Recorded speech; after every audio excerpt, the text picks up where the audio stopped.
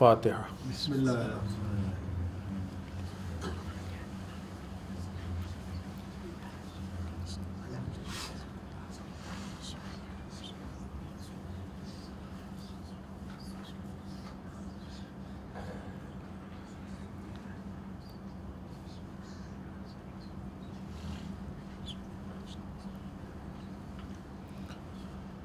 رب اعوذ بک من همزات الشیاطین واعوذ بک رب ان یحضرون۔ بسم اللہ الرحمن الرحیم۔ الحمد للہ الذی ہدانا لہذا وما كنا لنہتدی لولا ان ہدانا اللہ۔ لقد جاءت رسل ربنا بالحق والصلاة والسلام علی سید اسلم ما فی الوجود سر اللہ کل موجود نقطۃ دائرۃ الوجود صاحب لواء الحمد والمقام المحمود سیدنا المجدد والمصطفى الامجد وابی القاسم محمد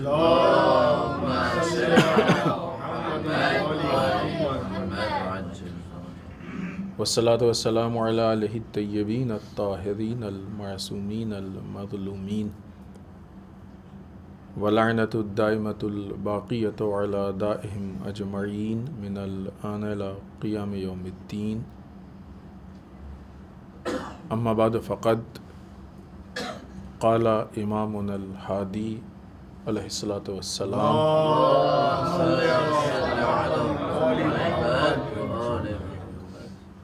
الحکمت لا تنجع فی اتباع الفاسدہ۔ صلوات پڑھیں محمد۔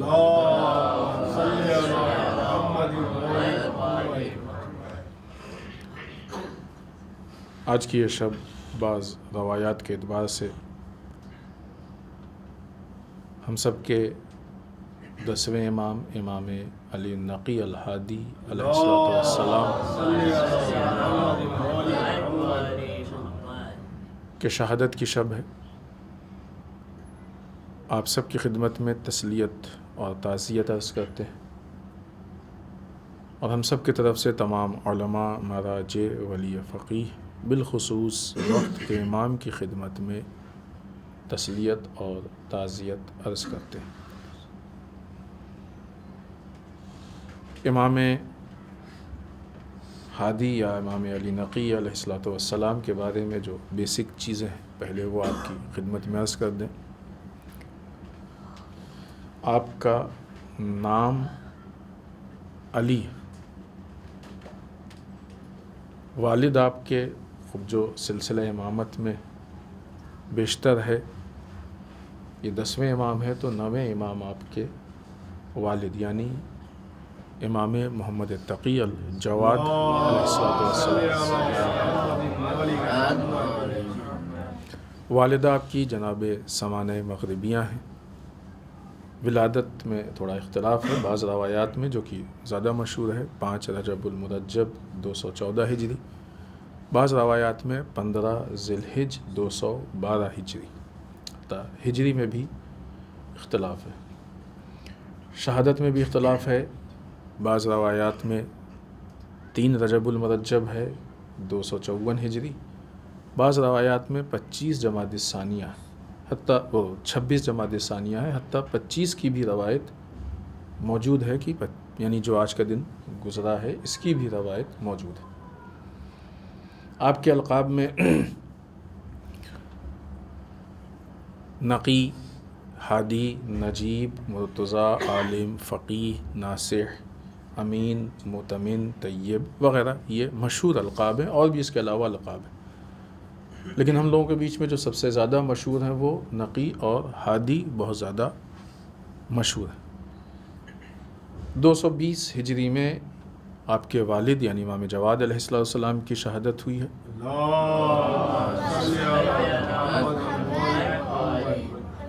اس وقت آپ کی عمر 6 سال یا 8 سال تھی۔ ایک روایت میں 214 ولادت کا سن ہے اور ایک میں 212 ہے، تو 214 کے حساب سے 6 سال اور 212 کے حساب سے 8 سال آپ کی عمر تھی، ایج تھی۔ اسی عمر میں آپ منصب امامت پہ فائز ہو گئے، اور ٹوٹل یعنی کلاً آپ کی عمر تقریباً 40 یا 42 سال کی تھی۔ آپ کے زمانے میں بنی عباس کے ایک سے ایک ظالم حکمران گزرے ہیں، لیکن اس میں ایک جو بہت سامنے کا نام ہے کہ جس کو بنی عباس کا یزید کہا جاتا ہے، وہ متوکل عباسی ہے۔ متوکل عباسی کے بارے میں ہم نے اس سے پہلے کسی گفتگو میں تھوڑی سی بات پیش کی تھی کہ وہ کس ٹائپ کا تھا، اس کے مظالم کس طرح کے تھے، لہذا اس کو یہاں پہ بہت زیادہ ذکر کرنے کی ضرورت نہیں ہے۔ آپ کا زمانہ بھی وہ زمانہ گزرا ہے کہ جس میں سرکار سید الشہداء کی قبر یعنی کربلا کے زیارت پہ پابندی تھی، اور لوگوں کو کربلا تک پہنچنے کے لیے قربانی دینی پڑتی تھی۔ قانون بن جاتے تھے کہ جو جائے گا اس کو یہ کرنا پڑے گا، اس طرح کے قوانین، اس پہ بھی ہم لوگوں کی گفتگو زمانے کے جو حالات ہیں ان حالات پہ تھوڑی سی گفتگو کریں، اور جو یہ آپ کا قول ہم نے پیش کیا ہے اس قول پہ تھوڑی سی گفتگو کریں، تاکہ امام کی سیرت اور حکمت دونوں سے ہم لوگ تھوڑا سا فائدہ اٹھا سکیں۔ زمانے کے حالات کو اگر دیکھا جائے تو مذہبی اعتبار سے، فکری اعتبار سے، سیاسی اعتبار سے دشمن بہت زیادہ ایکٹیو تھا، یعنی بنی عباس کے حکمران، اور مختلف طریقے سے وہ کوشش کر رہے تھے کہ امام اپنے اہداف میں کامیاب نہ ہونے پائے، لہٰذا طرح طرح کی رکاوٹیں الگ الگ جہت سے پیدا ہو رہی تھیں۔ مذہبی اعتبار سے اگر پہلے گفتگو کی جائے تو یہ وہ زمانہ ہے کہ جس میں شیعوں میں اچھے خاصے فرقے بنائے جا چکے تھے، بجائے اس کے کہ ہم یہ کہیں کہ بن چکے تھے، بنائے جا چکے تھے۔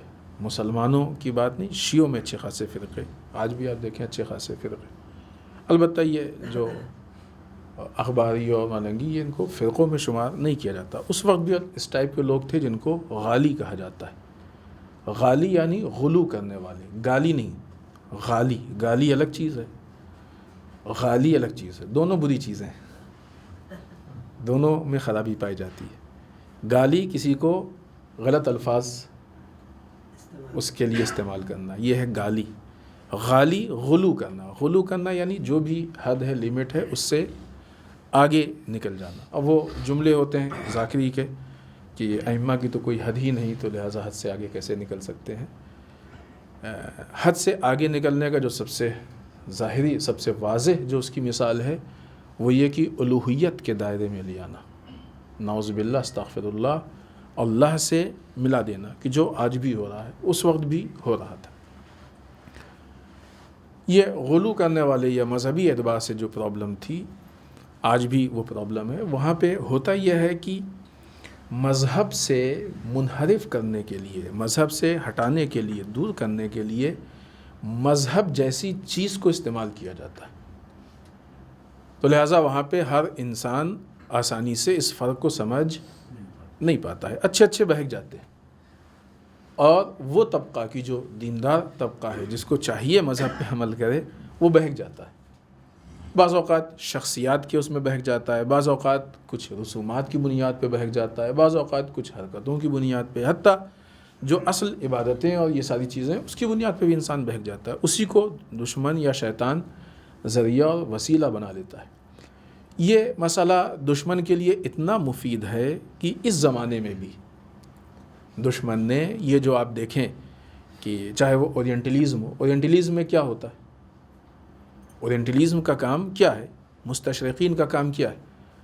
یہ لوگ مذہب پہ ریسرچ کرتے ہیں تاکہ مذہب کو کس طریقے سے استعمال کریں کہ لوگوں کو مذہب سے دور کریں۔ آیتوں کو استعمال کرتے ہیں تاکہ لوگوں کو مذہب سے دور کیا جائے، احادیث کو، روایتوں کو استعمال کرتے ہیں تاکہ لوگوں کو مذہب سے دور کیا جائے، مذہبی شخصیات کو استعمال کرتے ہیں تاکہ لوگوں کو مذہب سے دور کیا جائے۔ جو سمجھدار لوگ ہیں وہ ان باتوں کو محسوس کر لیتے ہیں۔ ہم نے یہاں پہ کسی گفتگو میں مثال بھی دی تھی کہ جو لوگ گمراہ ہوئے ہیں، ایسا نہیں کہ ان کے پاس دلیل نہیں ہے، یہ اور بات ہے کہ ان کی دلیل باطل ہے، صحیح دلیل نہیں ہے، لہٰذا ان کے پاس بعض اوقات ہو سکتا ہے آپ کو قرآن کی آیت مل جائے، یہ جو بیچارے اخباری و ملنگی ٹائپ کے ہیں کہ جن کے پاس بہت زیادہ علمی اعتبار سے کوئی صلاحیت نہیں پائی جاتی ہے، یا اور بھی امام زمانہ کے نام پہ بھی جو گفتگو اتنی بہت زیادہ ہے، ان کی بھی بہت زیادہ علمی بیک گراؤنڈ مضبوط نہیں ہے۔ یہ اور بات ہے کہ فعالیت علمی نام پہ، لیکن اس کا مطلب یہ نہیں کہ علمی بیک گراؤنڈ مضبوط ہے۔ وہاں پہ بھی بہت ساری احادیث کا استعمال ہوتا ہے، احادیث کو استعمال کر کے لوگوں کو ائمہ کی سیرت سے دور کیا جاتا ہے، اصل مقصد سے دور کیا جاتا ہے، اصل ہدف سے دور کیا جاتا ہے۔ حتیٰ ایسی چیزیں، مثلا آپ دیکھیں کہ ائمہ نے خود اتحاد کے لیے کتنی قربانی دی، کتنی کوشش کی اتحاد کے لیے۔ اسی اتحاد کے مسئلے کو آج مسلمانوں کے بیچ میں، بلکہ یوں کہا جائے کہ شیعوں کے بیچ میں مشکوک بنانے کی کوشش کر رہے ہیں، اختلافی بنانے کی کوشش کر رہے ہیں، جبکہ اس کے لیے کتنی ائمہ کی کوشش رہی ہے۔ تو یہاں پہ وہی کہ مذہب کو استعمال کیا گیا مذہب کے خلاف، مذہب سے منحرف کرنے کے لیے۔ ذرا سا اگر انسان کے اندر بصیرت کم ہو تو انسان اس جال میں پھنس جاتا ہے۔ شخصیات کے اعتبار سے اس کی بہت واضح مثال، جب لوگوں نے آ کے مولا کائنات کی زمانے خلافت میں پہلی جنگ جمل میں امام علی سے پوچھا کہ مولا اتنی بڑی بڑی شخصیتیں، سمجھ میں نہیں آ رہا ہے کہ مثلا حق و باطل پہ کیسے اتنا فرق ہے نا۔ اور واقعی کچھ لوگ ایسے تھے کہ جو سوچ رہے تھے کہ کون حق پہ، کیونکہ جو شخصیات تھیں اس طرف ان کا مذہبی اعتبار سے بڑا نام تھا۔ حتیٰ اس سے پہلے بعض جہاز سے وہ اہل بیت کے، خود مولا کائنات کے گھر سے، ان کے در سے بہت نزدیک نظر آتے تھے۔ مولا ایسا کیسے؟ تو وہاں پہ امام علی کا وہ مشہور جواب ہے کہ کبھی بھی افراد کی بنیاد پہ حق و باطل کو مت پہچانو۔ یہ بہت کارگر جملہ ہے مولا کائنات کا۔ ایک ایک جملے پہ ہم لوگ غور و فکر کریں۔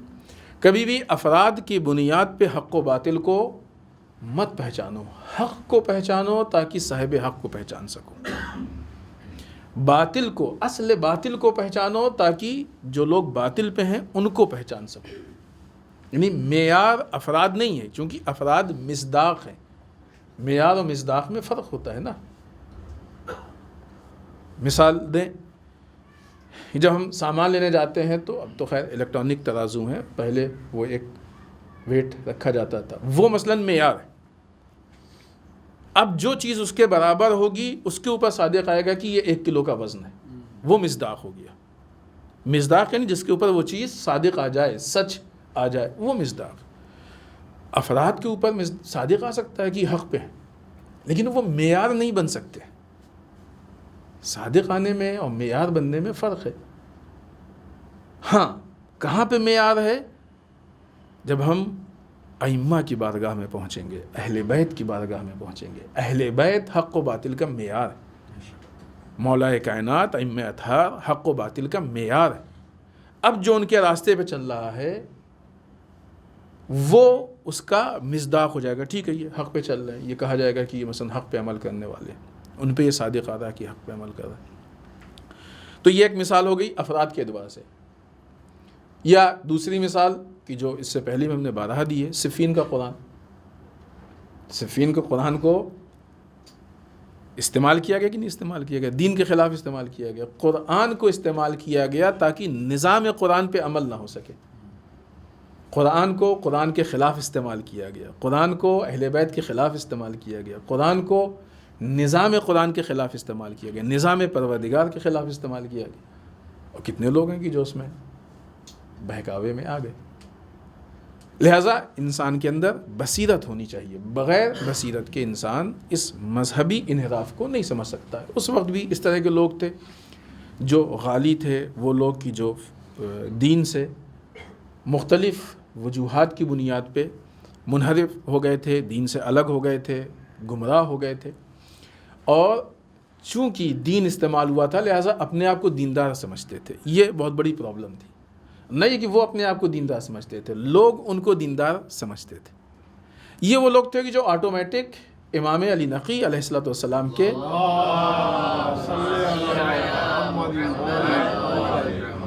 مقابلے میں آ گئے۔ کیوں؟ اس لیے کہ ان کا دین الگ ہو گیا اور امام کا دین الگ ہو گیا۔ اب یہ امام کے دین پہ نہیں تھے، باوجود اس کے کہ ایسا لگ رہا تھا کہ دین پہ عمل کر رہے ہیں، لیکن امام کے دین پہ نہیں تھے۔ فکری اعتبار سے لوگوں میں خوب یہ واقعی بہت تفصیلی گفتگو ہے، لیکن اس سے زیادہ اس میں ہم نہیں بات کریں گے کیونکہ ان دو پہلو پہ بھی بات کرنا ہے۔ فکری اعتبار سے، اور پھر اس کے بعد خود یہ جو قول پیش کیا اس پہ تھوڑی سی وضاحت کرنی ہے۔ فکری اعتبار سے بھی امام کے زمانے میں لوگوں کو منحرف کیا گیا، لوگوں کی فکریں سالم نہیں تھیں، سوچنے کا انداز سالم نہیں تھا۔ لہٰذا چونکہ فکری اعتبار سے، فکر بنیاد ہوتی ہے، فکری اعتبار سے منحرف تھے تو ان کے اعمال کی شکل بدل گئی، ان کے عبادتوں کے اغراض و مقاصد، اس کے جو اہداف تھے بدل گئے، دینداری کا ہدف بدل گیا، چونکہ فکر ان کی منحرف تھی، فکر صحیح راستے پہ نہیں تھی۔ حتیٰ بعض اوقات بعض لوگ اہل بیت کا ساتھ دینے کی ان کی جو فکر تھی، جو مقصد تھی، وہ بدل گیا، تبدیل ہو گیا۔ فکری اعتبار سے لوگوں میں انحراف، پولیٹیکل مشکل، سیاسی مشکل تھی، لیکن ان سارے حالات کی بنیاد پہ ابھی ہم اس کے نتیجے میں سیاسی اس کی بھی مثال لیں گے تاکہ بہت مختصر گفتگو اس کی نہ رہ جائے۔ ان سارے حالات کے باوجود اس کے کہ امام نے بہت مظلومیت کی زندگی گزاری ہے، مقابل نے بے انتہا ظلم کیا ہے، بنی عباس کے جو خلفاء تھے انہوں نے بہت ظلم کیا، ان ساری چیزوں کے باوجود یہ کوئی نہیں کہہ سکتا ہے کہ امام شکست کھا گئے اور بنی عباس کے خلفاء جیت گئے۔ اس کی سب سے واضح دلیل یہ ہے کہ انہوں نے امام کو شہید کیا۔ اگر ان کی شکست نہیں تھی تو ان کو شہید کرنے کی ضرورت نہیں تھی۔ اور مسئلہ صرف شہادت کا نہیں ہے، شہادت سے پہلے مسلسل امام کے خلاف سازشیں ہوتی رہیں۔ پولیٹیکل میدان میں آئیے، جیسا کہ ہم نے کہا تھا کہ اس کی وضاحت کریں، پولیٹیکل اعتبار سے بھی اگر آپ دیکھیے تو وہ چاہتے تھے کہ امام کے شیعہ بدنام ہو جائیں، وہ چاہتے تھے کہ امام کے شیعہ پست ہو جائیں نعوذ باللہ، وہ چاہتے تھے کہ امام کے شیعہ دین سے بھی دور ہو جائیں، اکنامیکل اعتبار سے کمزور ہو جائیں، فکری اعتبار سے کمزور ہو جائیں، بہت سی چیزوں کے اعتبار سے، اور آج بھی ایسے ہی ہو رہا ہے شیعوں کے ساتھ۔ ان پہلو پہ ہم لوگ غور و فکر نہیں کرتے، ہم لوگوں کے نگاہ میں یہ ہمارے بیچ وہ دین ہے کہ جو اورینٹلیزم کا دین ہے، مستشرقین کا بنایا ہوا دین ہے، کہ جس دین میں یہ ساری چیزیں نہیں ہیں۔ کچھ چیزوں کو ہم سمجھتے ہیں کہ دین ہے، دین کے نام پہ اسی کو لے کے ہم آگے بڑھ رہے ہیں، باقی چیزوں کو ہم نے خود سے چھوڑ دیا۔ ائمہ کی سیرت یہ رہی ہے کہ ائمہ نے جہاں اپنے شیعوں کے عبادات پہ کوشش کی ہے، اخلاقیات پہ کوشش کی ہے، وہیں پہ پولیٹیکل میدان میں، اقتصادی میدان میں بھی ان کے لیے کوشش کی، ایجوکیشن کے میدان میں ان کے لیے کوشش کی، ان کا سپورٹ کیا ان چیزوں میں، تاکہ اس اعتبار سے بھی وہ قوی ہوں، مضبوط ہوں، آگے بڑھیں وہ۔ لیکن آج کے زمانے میں جو ہماری سوشل لائف ہے، جو اجتماعی زندگی ہے، جو لوگوں کے بیچ کی زندگی ہے، پتہ نہیں کیوں اس کو دین سے الگ سمجھا جاتا ہے۔ لہذا دیکھیں کہ ابھی وہ امام کا جو قول ہے وہ بھی ان چیزوں کی طرف اشارہ کر رہا، اور شاید وہاں پہ یہ بات بھی آئے انشاءاللہ، کہ وہ انسان کی جو بہت بڑا دیندار ہے وہ اجتماعی مسائل میں جا کے حلال و حرام کی بھی رعایت نہیں کرتا، بہت آسانی سے حرام کو انجام دے دیتا ہے۔ سوشل مسائل کو ہم دینداری نہیں سمجھتے۔ ہماری دینداری کیا ہے کہ ہم 5 وقت یا 3 وقت مسجد میں آ کے پابندی سے نماز پڑھ لیں، اہم چیز ہے، بری چیز نہیں۔ ابھی تو نماز کے متعلق گفتگو بھی ہو رہی ہے۔ نماز پڑھے، حتماً اول وقت پڑھے، جماعت کے ساتھ پڑھے، نہایت خضوع و خشوع سے پڑھے، اس کو سمجھیں، اس کی حقیقت کو سمجھیں۔ نماز کے ٹائم ہم پوری دنیا سے اپنے آپ کو الگ کر لیں، اس میں کوئی شک نہیں، لیکن صرف نماز پڑھ لینا، اس کو دینداری سمجھیں، یہ غلط ہے، یہ انحراف ہے۔ لہٰذا ائمہ نے کوشش کی۔ اب تصور کیجئے کہ امام اس میدان میں، کہ جس کو ہم آج بہت سے لوگوں کی فکر میں دینداری نہیں سمجھا جاتا ہے، اس میدان میں امام نے اتنی کوشش کی کہ بنی عباس کے حکمران یا اس کے پہلے بنی امیہ کے حکمران کو یہ چیز اتنی بری لگی کہ انہوں نے امام پہ ظلم کیا، اس حد تک ظلم کیا کہ جب وہ پریشان ہو گیا، ان کو اپنا ظلم ناکافی محسوس ہوا، تو انہوں نے آ کے پھر قتل کیا۔ کس بنیاد پہ؟ مسجد کی بنیاد پہ، مصلی کی بنیاد پہ، نماز کی بنیاد پہ، روزے کی بنیاد، جو دین ہمارے درمیان ہے کہ جس کو ہم دین سمجھتے ہیں کہ صرف اتنا ہی دین ہے، اس کی نہیں۔ انسان کی ایک مکمل زندگی کی بنیاد پہ، کہ جس میں ایک طرف نماز بھی ہے، جس میں دعائیں بھی ہیں، جس میں قرآن مجید کی تلاوت بھی ہے، دوسری طرف مومنین کے حقوق بھی ہیں، مسلمانوں کے حقوق بھی ہیں، حتیٰ نان مسلم کے حقوق بھی ہیں۔ ہم بزنس کیسے کریں، خود امام کا ہی قول ہے کہ جہاں پہ امام نے کلیئر مال حرام کے لیے سختی سے منع کیا. اب یہ کون سی زندگی ہے؟ سوشل لائف تو ہے نا. مال حرام کی سختی سے مذمت کی ہے امام نے، اور مختلف اس کے اسٹیج و پہلو بتائیں. ابھی وقت نہیں ہے، لیکن بہرحال وہ حدیث ہے ہمارے نوٹس میں، کسی کو سننا ہوگا تو بعد میں آ کے سن لیجیے گا. تو اس طریقے سے جو مختلف پہلو ہیں، وہ مختلف حالات ہیں اجتماعی زندگی کے، سوشل لائف کے، اس کے لیے ائمہ نے تعلیم دی ہے لوگوں کو. یہ جو معاملات تھے اس میں امام مقابلے میں تھے کس کے؟ حکمران کے، حاکموں کے. کون کمزور پڑا؟ امام، نعوذ باللہ. حاکم کمزور پڑا. حاکم کمزور پڑا اپنے پورے سسٹم کے ساتھ، حکومت کے ساتھ، مال و دولت کے ساتھ، خزانے کے ساتھ، فوج کے ساتھ، ساری چیزوں کے ساتھ حاکم کمزور پڑا. اور جب اس نے دیکھا کہ ہمارا کچھ بس نہیں چل رہا ہے، اب یہ امام کی جو حکمت عملی ہے یہ ہم کو تہس نہس کر کے رکھ دے گی، خراب کر دے گی، تو آخر میں پھر قتل کیا. اس لیے آخر میں قتل کیا کیونکہ ان حکمران کو یہ معلوم تھا کہ امام کا قتل آسان نہیں ہے. امام کے قتل کی بنیاد پہ جو حالات پیدا ہوں گے ان کو فیس کرنا مشکل. یہی وجہ ہے کہ اکثر ائمہ کو جو قتل کیا گیا ہے تو حاکم نے اپنے آپ کو چھپایا، قتل کرنے کے بعد خاموشی سے قتل کیا، دھوکے سے، فروٹ میں زہر ملا کے، شربت میں زہر ملا کے، اس طریقے سے قتل کیا گیا. الگ الگ انداز سے قتل. وہ علت آپ کے سامنے آتی ہے اور سنتے بھی ہیں. کیوں اتنا چھپ کے قتل کیا؟ خوف تھا. امام کی حکمت کا مقابلہ نہیں کر سکتا تھا. یہ خود ہمارے لیے ایک بہت بڑا درس ہے کہ ساری دنیا کی چیزیں مل جائیں تب بھی وہ حکمت کے مقابلے میں نہیں آ سکتی. طاقت حکمت کی. ٹھیک ہے کہ وہ مثلا پریشان کیا امام کو، ظلم کیا، مظلومیت کے زمانے سے امام گزرے، لیکن کامیابی امام کی رہی ہے. لہذا 10 سال یا 20 سال امام کو قید کی زندگی گزارنی پڑی. کم زمانہ نہیں ہے، چھوٹا موٹا زمانہ نہیں ہے. اپنے پاور کو اس طریقے سے دکھاتے تھے کہ کسی بھی ٹائم، رات میں حتیٰ فوج چلی آ رہی حاکم کی امام کے گھر پہ، کیا ہوا؟ آپ کے گھر کو ہمیں مثلا آج کے زبان میں کہا جائے سرچ کرنا ہے آپ کے گھر کو. حاکم کو خبر ملی کہ آپ کے گھر میں اسلحے ہیں، آپ حکومت کے خلاف ایکٹیویٹی کر رہے ہیں. ٹھیک ہے، دیکھ لو. سوائے کتابوں کے اور علمی اثرات کے کچھ اور نہیں ملتا تھا، وہ مایوس ہو کے چلے جاتے تھے. بعض اوقات اس سے زیادہ جسارت کرتے تھے.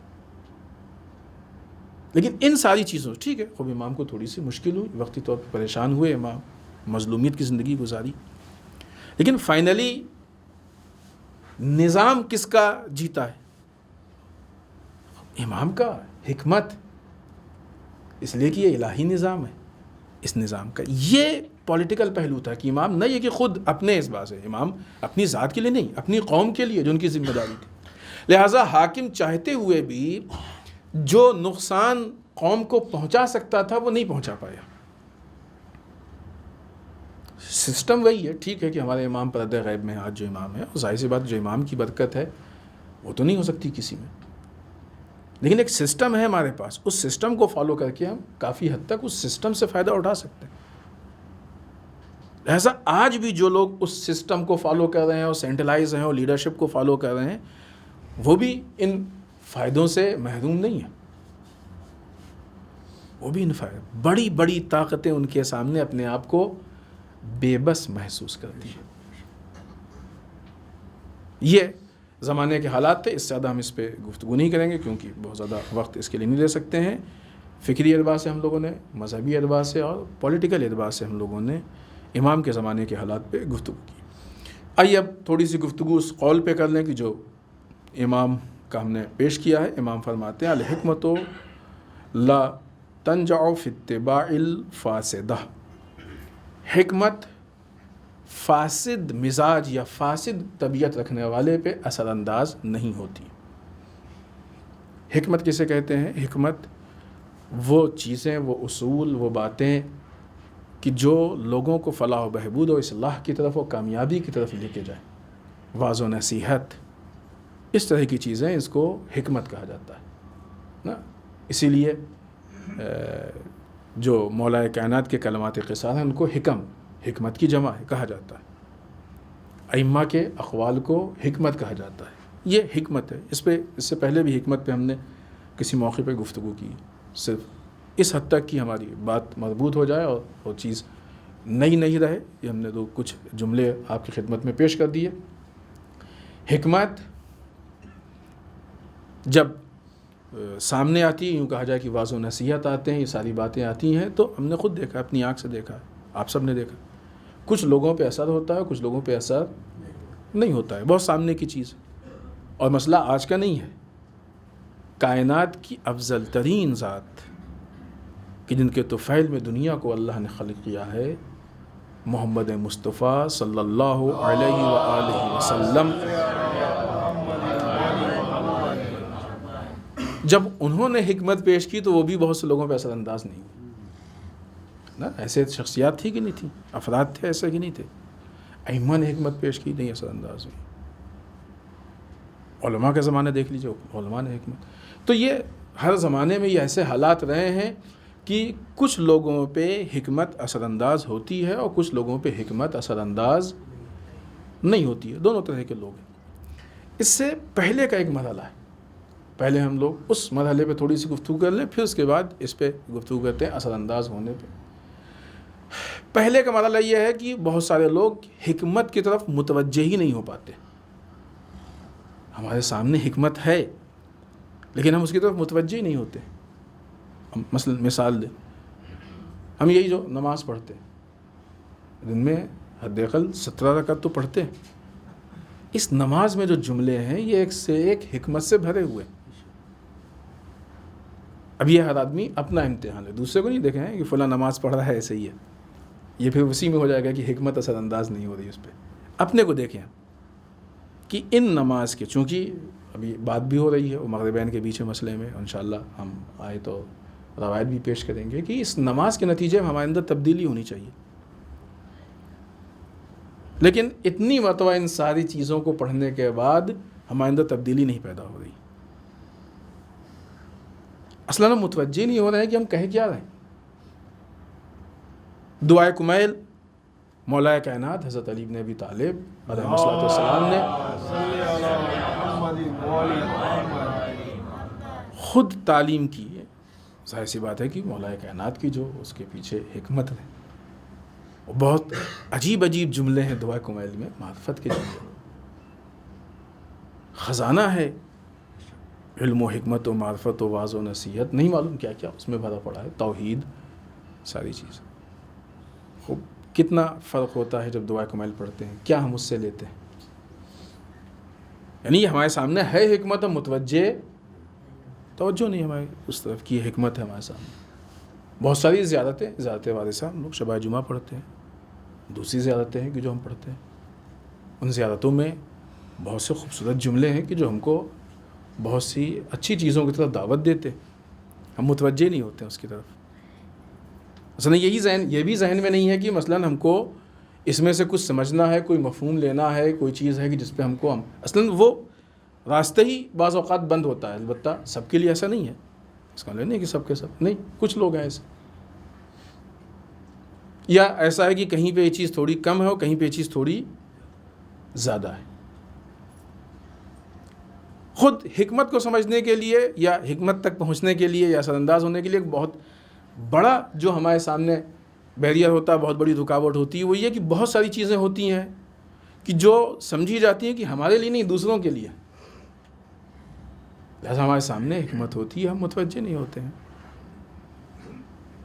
तो ये बावजूद इसके कि हिकमत है, तो पहला मरहला ये होता है कि हम हिकमत की तरफ मुतवज्जे ही नहीं होते।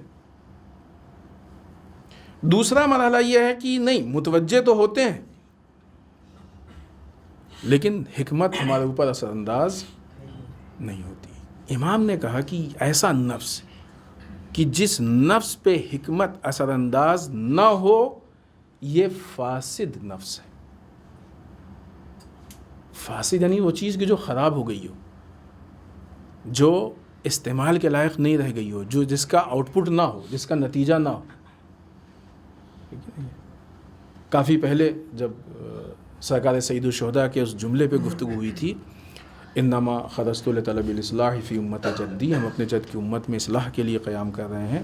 جو ہم اصلاح کے ہم نے معنی آپ کی خدمت میں پیش کیے تھے، تو اس وقت یہ آپ کی خدمت میں عرض کیا تھا کہ اصلاح فساد کے مقابلے میں،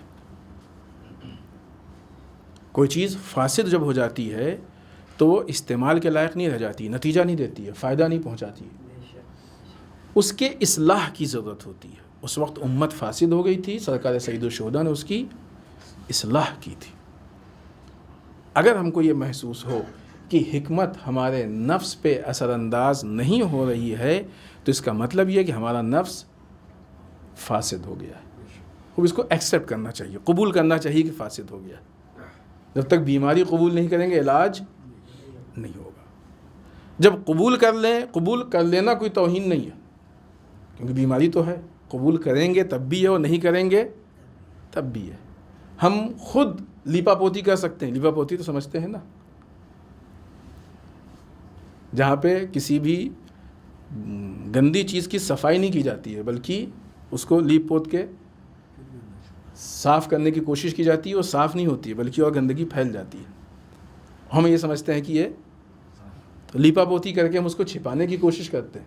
چھپتی نہیں ہے وہ، ہمیں ایسا لگتا ہے کہ چھپ گئی ہے، لیکن ہر سمجھدار آدمی اس کو دیکھتا ہے.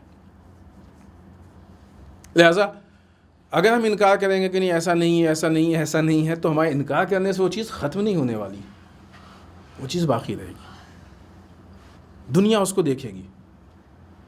مسئلہ دنیا کا نہیں ہے، دنیا دیکھے نہ دیکھے، صحیح سمجھے غلط سمجھے، وہ بہت زیادہ اثر نہیں ہے. 4 دن کی دنیا ہے، لوگ کہیں گے صحیح غلط ہے، بات ختم ہو جائے گی کچھ دن بعد. لیکن جو اصل اس کا اثر ہے کہ ہم اگر لیپا پوتی کر کے چھپائیں گے، تو کیا روز محشر جب ہمارا حساب و کتاب ہوگا اور وہاں پہ ہم کہیں گے کہ پالنے والے یہ عیب ہمارے یہاں نہیں پایا جاتا تھا، تو کیا خدا قبول کر لے گا؟ تم نے دنیا والوں کو بیوقوف بنایا، یا دنیا والے تمہاری کسی چیز کی وجہ سے چپ ہو گئے، ہم تو نہیں چپ ہونے والے نا. یہاں تو حقیقتوں کی بنیاد پہ حساب و کتاب ہوگا. تو حقیقت تو ہے، وہ الگ نہیں ہوگی. عقل مندی یہ نہیں ہے کہ اس کو چھپایا جائے، عقل مندی یہ نہیں ہے کہ اس کا انکار کیا جائے، عقل مندی یہ ہے کہ اس کی اصلاح کی جائے، اس سے اپنے آپ کو بچایا جائے. یہ عقل مندی. جس نفس پہ حکمت اثر انداز نہ ہو وہ نفس فاسد ہے. یہاں پہ بھی ہم وہی جملہ کریں گے کہ ہمیں اپنے نفس کو، دوسروں کو نہیں. اچھا دیکھو فلاں نصیحت ہوئی، فلاں، بہت سی چیزیں ایسی ہیں کہ جو ہمارے سامنے ذکر ہوتی ہیں، ہم لوگ سنتے ہیں، ہمیں معلوم ہے. حتیٰ بہت سی چیزیں ایسی ہیں جو ہمیں معلوم ہے کلیئر، مثلا بہت سامنے کی چیز ہے، چھوٹی نہیں کہہ سکتے، البتہ معاشرے میں اس کو چھوٹا کہا جاتا ہے. غلط ہے، کسی بھی گناہ کو چھوٹا نہیں کہنا چاہیے. بعض اوقات دکھایا تھا کہ جھوٹ بہت رائج ہے معاشرے میں. آدمی بلا وجہ جھوٹ بول دیتا ہے، کوئی ریزن نہیں، کوئی فائدہ نہیں، کوئی نہیں. کیوں؟ اس لیے کہ یہ گناہ اتنا رائج ہو گیا ہے کہ اس کو بہت زیادہ عیب نہیں سمجھا جاتا ہے. اگر اسلام، ابھی ہم وہ اخلاقی اس پہ گفتگو نہیں کر رہے ہیں کہ مثلا ان موضوعات پہ گفتگو کر رہے ہیں. ابھی جھوٹ پہ گفتگو کریں تو خوب تفصیلی گفتگو ہوگی. قرآن نے مذمت کی ہے، روایات میں مذمت ہوئی ہے، جھوٹ بولنے والے کا چہرہ کالا ہوگا یعنی ذلیل ہوگا، ساری چیزیں. تو کیا ہمارے یہ مان لینے سے کہ یہ عیب نہیں پایا جاتا ہے، کیا ہم ان سارے نتائج سے جھوٹ کے بچ جائیں گے؟ نہیں بچیں گے. کس کو نہیں معلوم کہ جھوٹ غلط ہے، بری چیز ہے؟ کس کو نہیں معلوم کہ جھوٹ گناہ کبیرہ میں سے؟ معلوم ہے، لیکن پھر بھی ہم اس میں ملوث ہیں. اس کا مطلب یہ ہے کہ یہ حکمت ہمارے اوپر اثر انداز نہیں. اس حد تک ہمارا نفس فاسد ہے. غیبت بری چیز ہے، سب کو معلوم، لیکن پھر بھی غیبت ہوتی ہے. معاشرے میں بہت اہم حصہ ہے غیبت کا.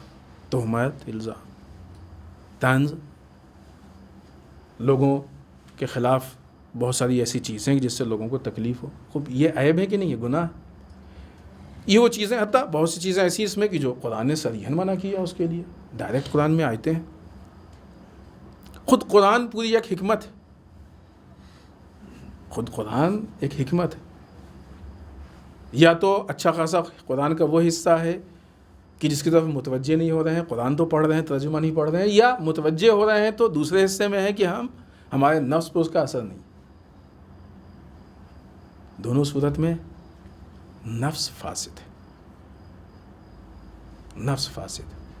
ہم جانتے ہیں حتیٰ یعنی ہر طبقے کی بات کی جائے, ہمارے جیسے لوگ ممبر پہ بھی آ کے اگر ہم بیان کریں اور بات کریں آپ سے اور بعد میں اسی گناہ کو ہم کریں, تو اس کا مطلب کہ ہمارے تک یہ بات پہنچی ہے کہ یہ ایک امام کی طرف سے نصیحت ہے, واعظ ہے, حکمت ملی ہے, لیکن ہم اس پہ عمل نہیں کر رہے ہیں, ہمارے نفس پہ اثر انداز نہیں. اس کا مطلب کہ ہمارا نفس بھی فاسد ہے. جہاں پہ بھی ایسا ہو وہ نفس فاسد, اس نفس کے اصلاح کی ضرورت ہے. جب تک وہ نفس کی اصلاح نہیں ہوگی, جو اس کا آؤٹ پٹ ہے, جو نتیجہ ہے وہ نہیں دے گا. نہیں کہ نتیجہ نہیں دے گا, فساد کی صورت میں دن بدن خرابیوں کے بڑھنے کے امکانات زیادہ ہوتے ہیں. خب اگر ہم آج کی اس شب میں امام کی نصیحت کے طور پہ اس جملے کو محسوس کر لیں, ہم نے مختصر وضاحت پیش کی, تفصیلی وضاحت ہے اس کی, بہت لمبی گفتگو ہو سکتی ہے, لیکن جو ہم نے ارادہ کیا تھا وہ وقت تقریباً ختم پہ, لہٰذا ہم اپنی بات کو سمیٹ رہے ہیں. اور ہم اس بنیاد پہ اپنے نفس کو پہچانیں کہ ہمارا نفس کہیں فاسد تو نہیں ہے. پھر فاسد نفس جب امام کا ظہور ہوگا, امام زمانہ عجل اللہ تعالیٰ فرجہ الشریف,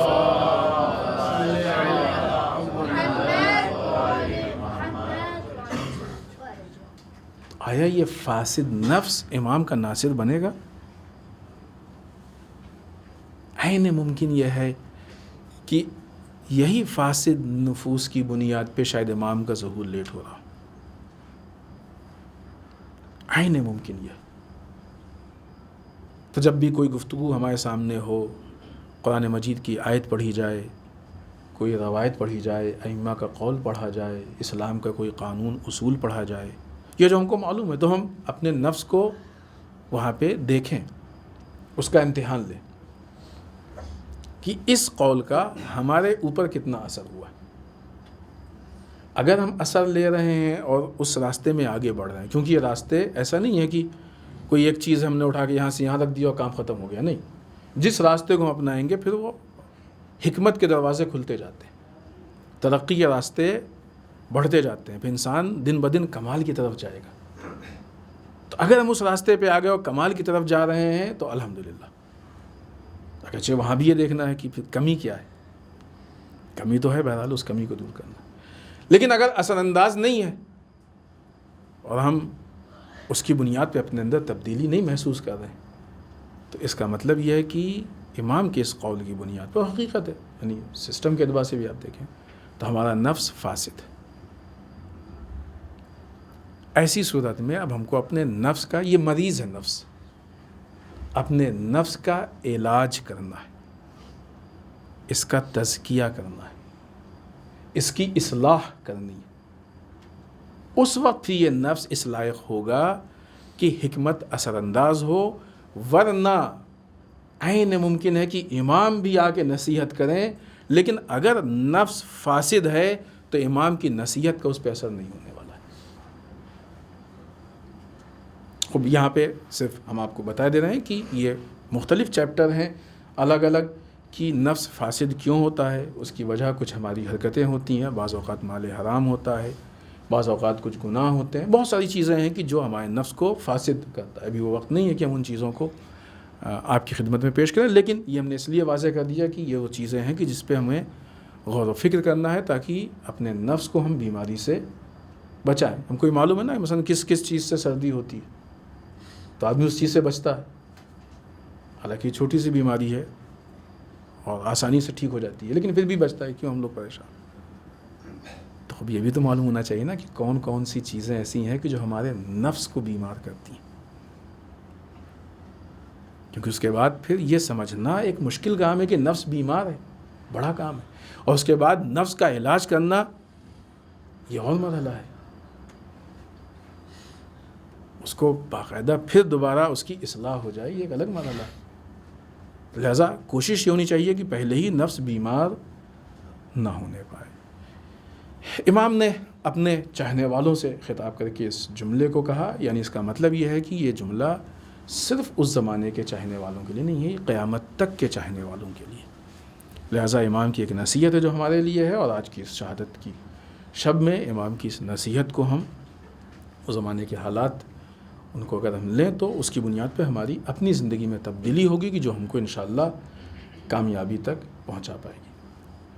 ان ساری چیزوں کو پہنچانے کے لیے اتنی آسانی سے دین نہیں پہنچا ہے۔ بعض اوقات ہم لوگ دین کے ساتھ کھلواڑ کرتے ہیں، دین کو استعمال کرتے ہیں، اپنی تھوڑی سی شہرت کے لیے دین کو استعمال کر لیتے ہیں، اپنے تھوڑے سے جو ہے فائدے کے لیے استعمال کر لیتے ہیں دین کو، کبھی عہدے کے لیے استعمال کر لیتے ہیں، کبھی مال کے لیے استعمال کر لیتے ہیں، مادیات کے لیے استعمال۔ یہ دین جس کے لیے مومنین نے، مسلمانوں نے، ائمہ نے خون دیا ہے، قربانی دی ہے، یہی جو چیزیں جو ہم نے آپ کی خدمت میں پیش کی ہیں، ان چیزوں کو عمل کرنے کے لیے، ان چیزوں کو پیش کرنے کے لیے ہم نے ابھی عرض کیا نا کہ امام کو 10 سال یا بعض روایات کے اعتبار سے تقریباً 20 سال 9 مہینے قید کی زندگی گزارنی پڑی۔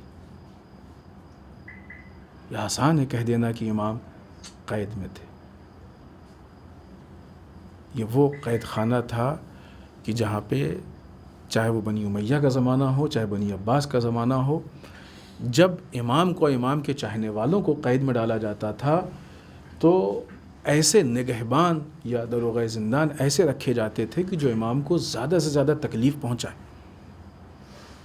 زیادہ سے زیادہ امام پہ ظلم کریں۔ یہ چھوٹی مظلومیت نہیں، یہ ایک ایک لمحہ مشکل میں زندگی گزرتی تھی، ایک ایک لمحہ۔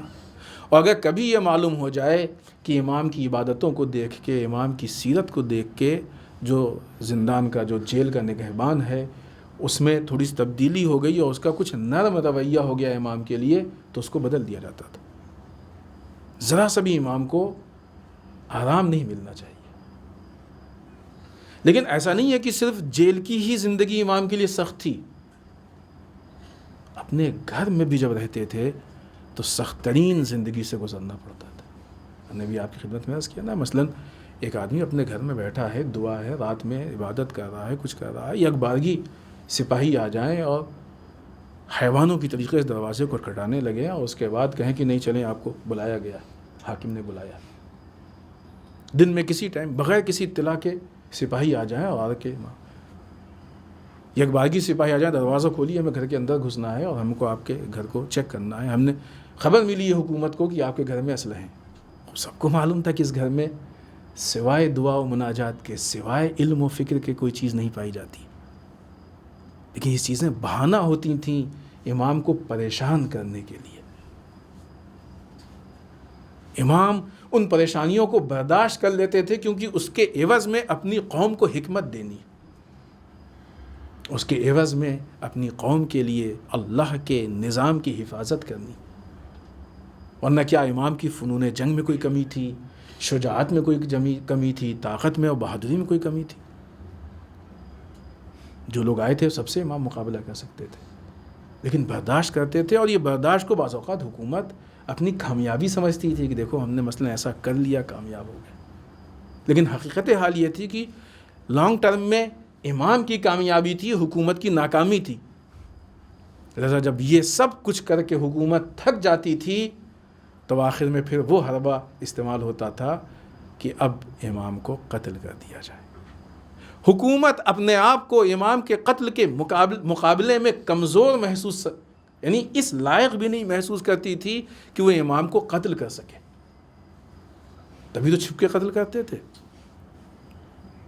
اتنی کسی کی اوقات نہیں تھی کہ سامنے آ کے امام کو قتل کرے، سامنے آ کے میدان میں مقابلہ کرے، اتنی کسی کی اوقات نہیں تھی، کسی کی اتنی حیثیت نہیں تھی، اتنے ڈرپوک لوگ تھے۔ یہ خود امام کی مظلومیت ہے کہ ایسے نامردوں سے امام کا مقابلہ تھا۔ پھر یہ لوگ بہانے سے زہر دیتے تھے، لہٰذا عزیزان وہ وقت بھی آ گیا عزیزان محترم کہ امام کو بھی چھپ کے زہر دیا گیا، بہانے سے زہر دیا گیا۔ زہر امام کے جسم میں پہنچا، حالات سخت تھے۔ 10ویں امام کا زمانہ ہے نا، ابھی 11ویں امام کا زمانہ آنے والا ہے۔ جیسے جیسے حالات بڑھ رہے ہیں ویسے ویسے ظلم بڑھتے تھے، خطرات بڑھتے تھے، حالات سخت تھے۔ لہٰذا امام عسکری کے لیے سخت تھا امام کی تشییع کرنا، امام کے نماز، لیکن امام کے نماز جنازہ امام پڑھا تھا۔ عزیزو، زہر امام کے جسم میں پہنچا، ہم نے یہ بات عرض کی تھی کہ زہر کا اثر یہ ہوتا ہے کہ جب جسم کے اندر پہنچتا ہے تو اندر سے جسم کو کاٹنا شروع کرتا ہے، اندر سے جسم کو تکلیف دینا شروع کرتا ہے۔ ہمیں بعض اوقات ایسا لگتا ہے کہ جب تیروں کا حملہ ہوتا ہے تو وہی ظلم ہوتا ہے اور وہی مصیبت ہوتی ہے، صرف تلواروں کا حملہ ہی مصیبت ہوتی ہے، صرف نیزوں کا حملہ ہی مصیبت ہوتی ہے۔ نہیں عزیزان محترم، ائمہ کی زندگی میں نہ کتنی کتنی مصیبتیں ہیں۔ کیا یہ کم مصیبت ہے کہ امام کو ان کا منصب نہیں دیا گیا؟ کیا یہ کم مصیبت ہے کہ امام کی توہین کی گئی؟ کیا یہ کم مصیبت ہے کہ امام کو پریشان کیا گیا؟ کیا یہ کم مصیبت ہے کہ امام کو قید خانے میں قید کیا گیا، کھانے پینے کی تکلیف ہوئی؟ ان سب کے بعد جب حکومت کچھ نہیں کر پائی تو ایک مرتبہ زہر دیا، اور جب زہر جسم کے اندر پہنچا تو اس نے اندر سے جسم کو کاٹنا شروع کیا۔ امام تکلیف کی ان مراحل کو گزار رہے تھے اور اپنی زندگی کے آخری لمحات کی طرف جا رہے تھے۔ عزیزوں، سنتے ہیں کہ جب زہر جسم کے اندر جاتا ہے تو پیاس کا بھی احساس ہوتا ہے عزیزان محترم، لیکن ہاں یہاں پہ ہم کہہ سکتے ہیں کہ مولا آپ نے جب پانی مانگا ہوگا تو آس پاس چاہنے والے ہوں گے کہ جنہوں نے بڑھ کے آپ کو پانی دے دیا ہوگا۔ عزیزان محترم، حالات کتنے سخت تھے، آپ کو معلوم ہے کہ جب کسی کا انتقال ہو جاتا ہے تو اس کو گھر کے باہر لے آ کے قبرستان میں دفن کیا جاتا ہے۔ کیوں قبرستان میں دفن کیا جاتا ہے؟ تاکہ جب قبر دور ہوگی تو غم کو بھلانے میں آسانی ہوگی۔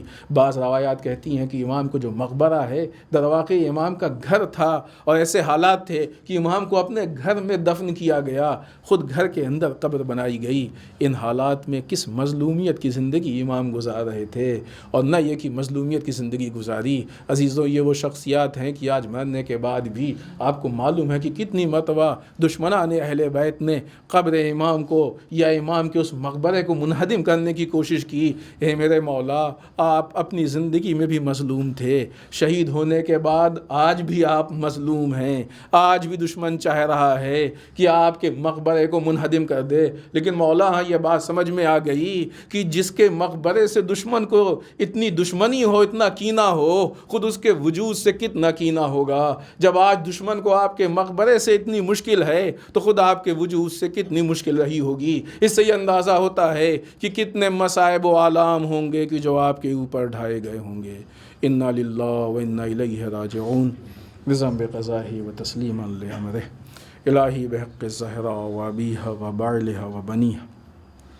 پالنے والے اس مختصر سی عبادت کو قبول فرما لے، پالنے والے ہم سب کو اعمال صالحہ کی توفیق عنایت فرما، بار الہ اعمال قبیحہ سے محفوظ رکھے، پالنے والے ہمارے گناہوں کو بخش دے، بار الہ ہمارے مرحومین کو بخش دے، پالنے والے اسلام و مسلمین کی حفاظت فرما، بار الہ دشمنان اسلام کو نیست و نابود کر دے، پالنے والے ہمارے علماء کا سایہ ہمارے سروں پہ باقی رکھے، بار الہ رہبر و مراجع کو طول عمر عنایت فرما، بار الہ ہمارے امام کے ظہور میں تعجیل فرما، ہمیں ان کے اعوان و انصار میں شریک ہونے کی توفیق عنایت فرما۔ ربنا تقبل منا انک انت السمیع العلیم۔